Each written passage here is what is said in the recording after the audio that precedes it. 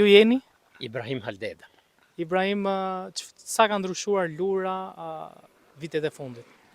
Lura vitet e fundit ka ndryshu aq shumë sa që ka qenë figura më e ndryshme Belinda Balluku për këtë rrugë që pun Lurë. Tani na hecim me këmbët tona.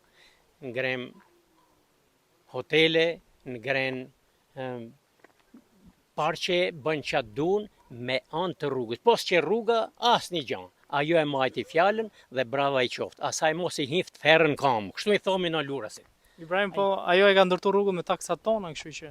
Shumë bukur, po me taksë edhe ndër Hoxha i pa të bon firzën e gjithë me taksat tona, me djersën tonë, po ati i thonë ka bon firzën e ndër Hoxha.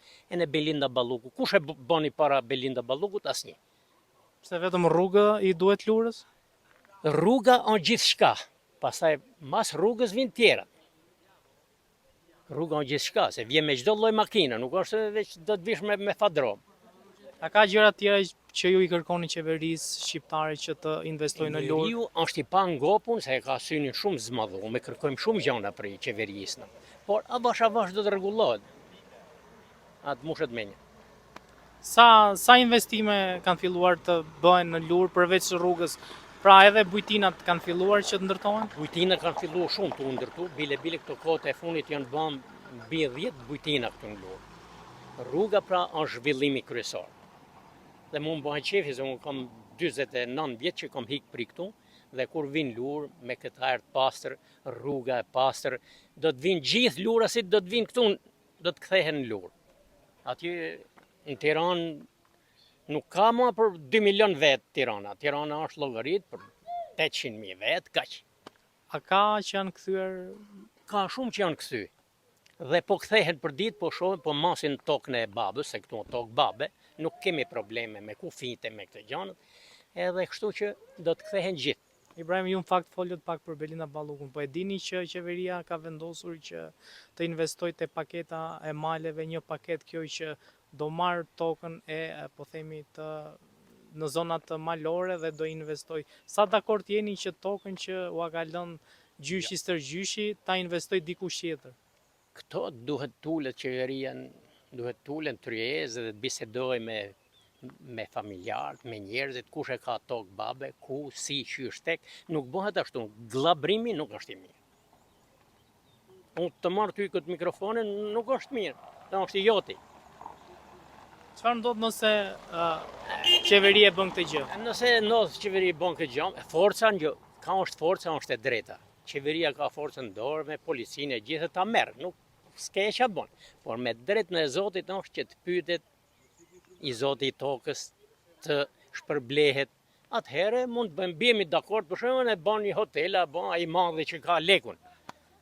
Lurianët kanë nesër një festë, mund të na flisni pak më shumë? Për festën. Po. Ne këtë festë ne kemi të përbashkë se jemi vëllezër katolik e musliman. Dhe këtë shënkollin e festojmë, sikur shëmrin, shënkollin, i kemi bashkë, katolik e musliman, na s'kemi përqarje, na kalojmë mirë, na i bëjmë pashke bajram bashkë, na në Ramazanin vinë katolik të na shërben, na përpashkojmë e i vizitojmë. Kjo është harmonia fetare. A priten të vinë shumë njerëz nesër? Shumë njerëz duhet vinë, shumë njerëz, edhe rruga gati ishte maru, dhe kjo nga Rësheni. Kurse këne nga Dibra është maru, shumë bukur, ta gëzojnë Lurasit edhe ato që vinë. Ibrahim, pse dy rrugë nga dy kratë çojnë në Lurë? Se ka shumë fshatra që s'kan asnjë rrugë me asfalt, ndërsa lurianët shkojnë nga dy anët asfalt. Drejtën e Lurësit takon dy kratë. Me thonë drejtën. Se Lura si nga Dibrës, se na jemi administratë e Dibrës. Po edhe nga Mirdita, se e kemi marrë, ne edhe i kemi dashamire, i kemi ku marrë, me Dibrën i vllajën në administratë Dibrës, i takon Lurë, se në dy krahët është lidhja shumë perfekte. Çfarë kërkese mund të keni për qeverinë shqiptare? Për qeverinë kemi shumë kërkesa, po s'dihet se sa. Si duhet Lurës këto momente? Lurës i duhet herën e parë drita të jenë non-stop mos. Uju të vehet, uj ka sa dush Lura, po të vehet me qesme, me tuba të rregullohet, rruga të marohet. Këto s'duam gjëna tjera na. Faleminderit shumë për intervistë. Shumë faleminderit për ju lumshin kam që keni ardhur, respekte e gjithë mirë ta gëzoni festin. Po fatmirësisht tash po afrohet një çik kjo kërkesa për këngët e vjetra, domethënë që ne i kemi pas trashëguar për shumë popullore tona. Se fillimisht që më largu shumë nga tradicionala jonë. Dhe pëlqej më shumë hip-hopin, rockun, ato që si njihshim fare ase nga vinë ase nga shkolla. Po fatmirësisht ka një periudhë vogël, 4-5 vjeçare, për me thënë që po pëlqej edhe nga brezi i ri. Nesër keni një festë. Po, festa e Shënkollit. Çfarë prisni nga kjo festë dhe a pritet që të vinë shumë njerëz? Po sepi që se zakonisht në Lur vinë edhe po të mos kesh organizuar koncerte, për fest vinë zakonisht. Nipa, mesa, daja, shok, miq, dashamirë. Dhe themi që do ketë një pjesëmarrje të mirë.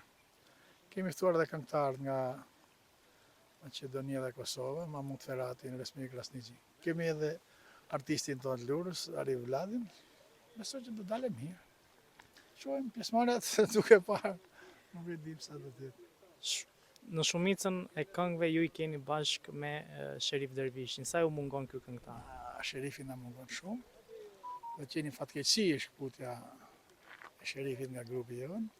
Ne pas sa vitesh patëm marrë edhe të birin, pasi hiku nga kjo jetë Sherifi. Ai mëson e kaloj me brezin e vetë, se normal, ai është brez tjetër, ne jemi brez tjetër. Po bashkëpunon me shok tjerë dhe u shkput nga grupi jonë. Po Sherifi na mungon shumë. Mund ta thoni një kujtim që keni nga Sherifi që ja vlen që të ndahet me shikuesit tanë?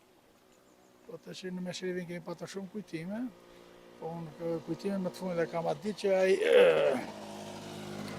ditë unë do iksa në ambasadë për të marrë vizën, dhe do e patëm planifiku që të iknim në Angli, dhe atë ditë unë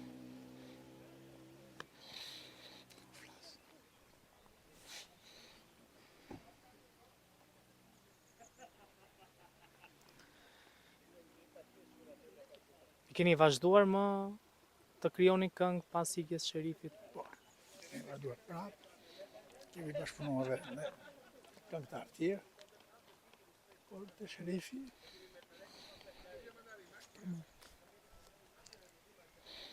e ndjej dhe e kam dashur shumë. Faleminderit shumë. Faleminderit nga ju.